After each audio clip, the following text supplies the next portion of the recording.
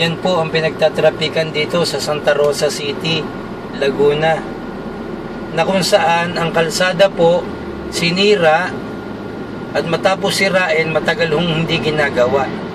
Sa tapat pa ho ng isang kilalang subdivision, Arcillas Boulevard. Ito po ang kalsadang ginagawa. Sinira ho, under construction, tapos ho, hanggang sa ngayon, nakatenga ho. Ayan po ang dulot sa mamamayan. Ayan po ang pinagmamalaki ng Santa Rosa City of Laguna. Ayan naman po sa kabilang panig ang isang kilalang subdivision po. Arcillas Subdivision po yan, Boulevard. Ito po ang kabila, magkabila ho yan.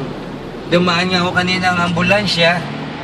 Hindi malaman kung paano gagawin. Ito po, mahaba ho yan, umaabot ho hanggang Binyang ang traffic na yan. At sa kabila naman po, umaabot ho hanggang Kabuyaw. Ayan po ang kanilang araw-araw na suliranin na hindi malaman kung anong gagawin po. Ito po, sa gantong kasimpleng problema ho, maraming mamamayan ang naaabala. Maraming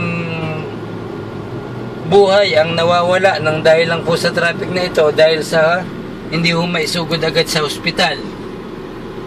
Ayan po, ang problema ho yan malapit sa Santa Rosa, SM Santa Rosa, na kung saan hanggang dito pa ho ang traffic niyan. Ayan, buhol-buholo sa pagkasira ho ng isang tulay na hindi naman ho ginagawa.